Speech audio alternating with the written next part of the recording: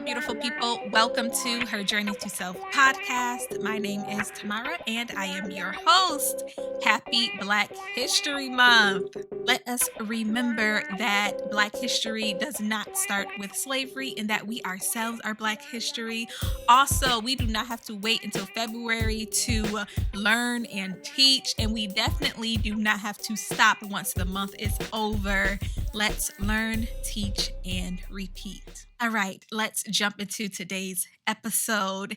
This is something that weighs heavily on my heart because I am in the thick of it right now. It is so hard to shake this, especially living under the state of the world right now. I just keep telling myself to breathe, but it's really hard to shake this feeling that I'm running out of time.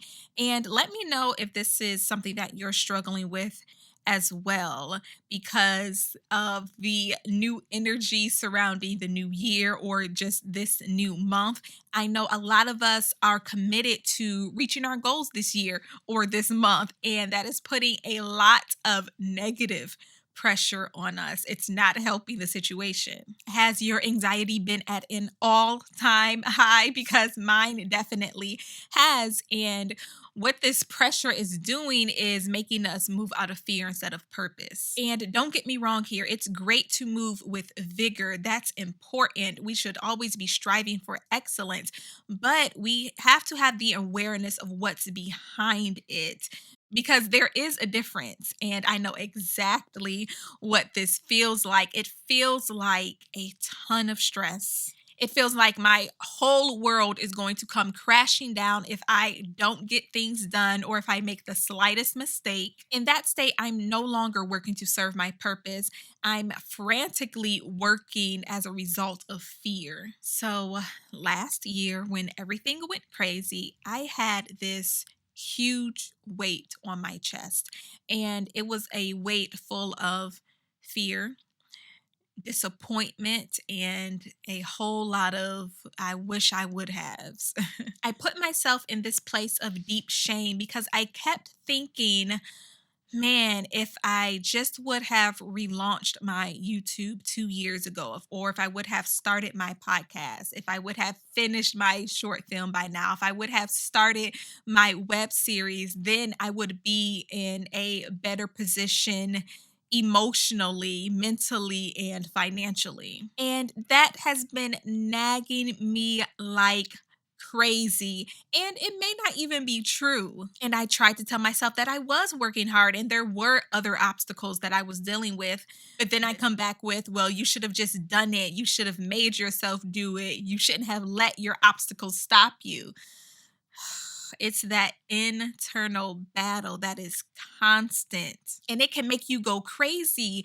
And that's where those limiting beliefs really start to kick in. I'm not good enough. I can never get anything right. I'm not going to be successful. Life is against me. And they weigh you down so much so that even when you do execute, you still have this lingering belief that something is going to go wrong, or you're just not going to get it right. You're not going to succeed, and you're just constantly waiting for that shoe to drop. And this is a draining place to live.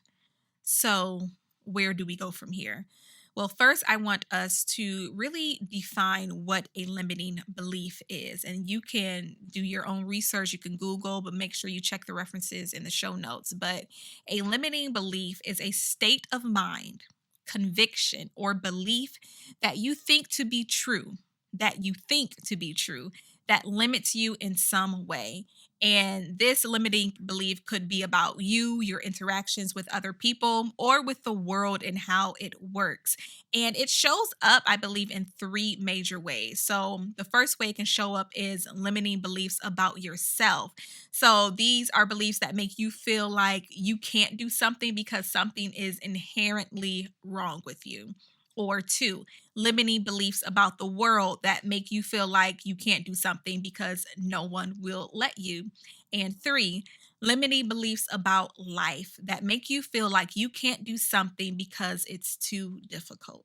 And that just made me think of the word can't, because my sister-in-law just posted something the other day on Facebook about how she hates the word can't, especially hearing the kids say it, because she says, that word is so limiting. So instead of saying, I can't do this, say, I need help with this. Because a lot of the things that we say we can't do, they are very possible. We just need to work at it, or we need somebody to help us with it. So the problem with limiting beliefs is that it can have a number of negative effects on you. It can keep you from making good choices, taking new opportunities, or reaching your potential. And remember, this year we are all about elevating. That is the word for the year.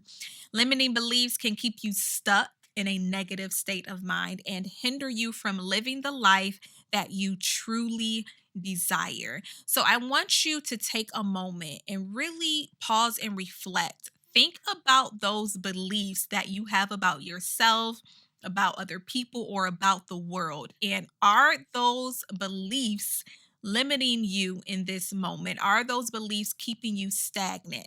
Some examples of limiting beliefs that are very common are: I am a failure.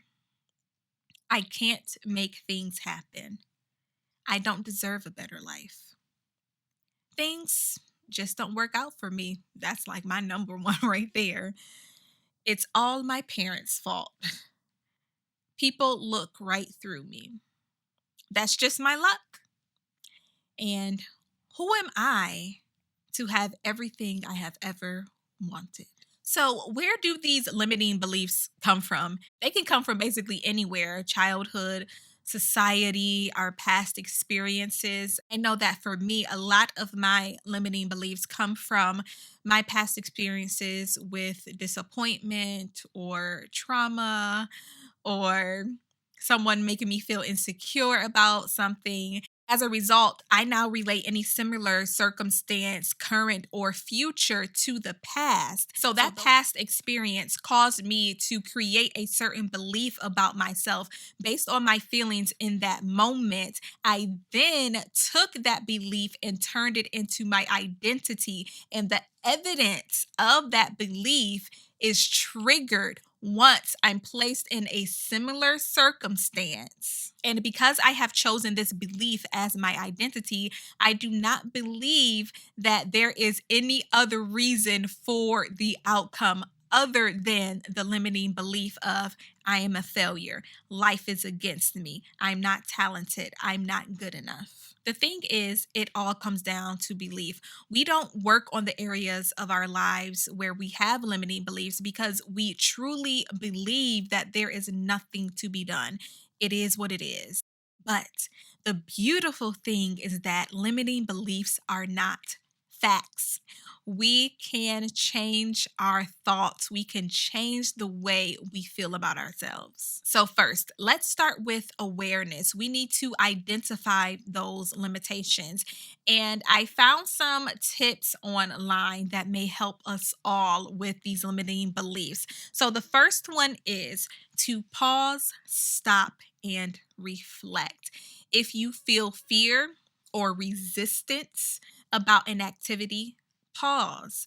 Become aware that you're in low mood thinking.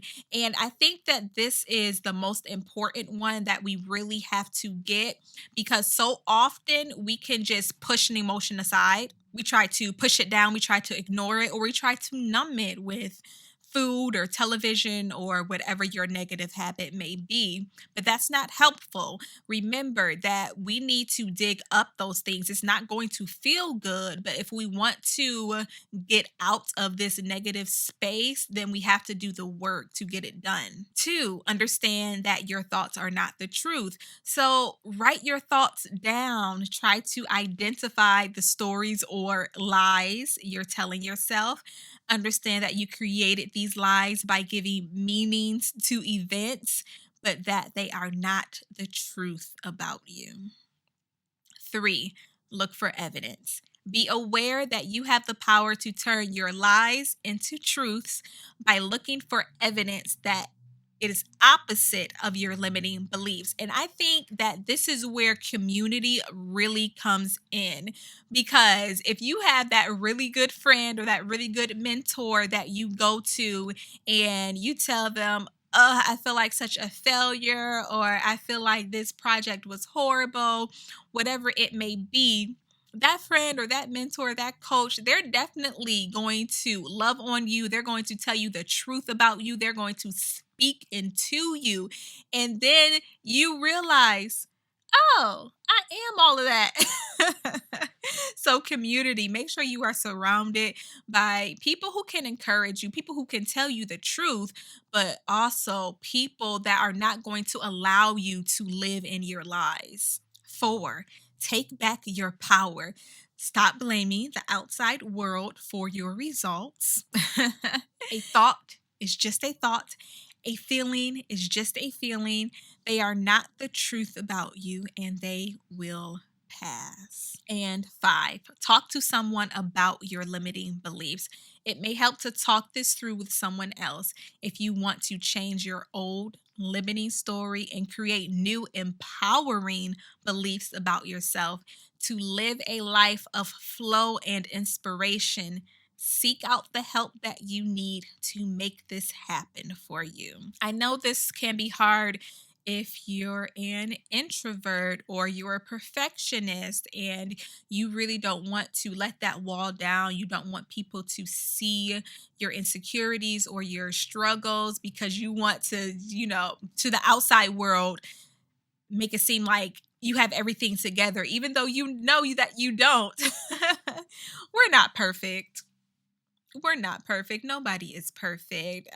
We need to let go of that. We need to let go of the shame. How many times have we heard someone that we admire or look up to admit their struggles, and their struggles are similar to ours? That's where we find the humanity in other people. So shame does not serve us.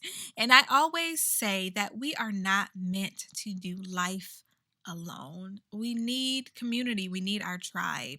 So, going back to my story, I often think about my current state of mind or my current position in life. And although I still have those thoughts of, I wish I would have started this when, it wouldn't have been the same. There is a time and place for everything. And there is something so sacred about this moment that I'm living right now. And I don't want to diminish it with limiting beliefs. There are times in my life, and I'm pretty sure in your lives as well, where I should have moved forward. But constantly thinking about that and beating myself up is doing nothing for me in this present moment. It's all about the lessons learned and the wisdom gained. So, like with all things, transforming the negative beliefs about ourselves takes time. It's not going to happen overnight.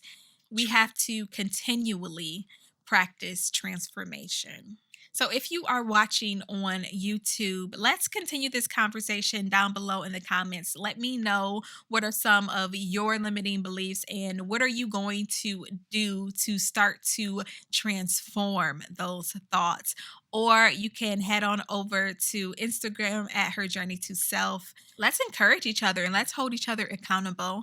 Don't forget to leave a review on Apple Podcasts so we can continue to grow this community. So thank you so much for tuning in to today's episode. I hope you've been encouraged. Remember that your testimony is not for yourself, it is for the world. Until next time, peace, love, and light.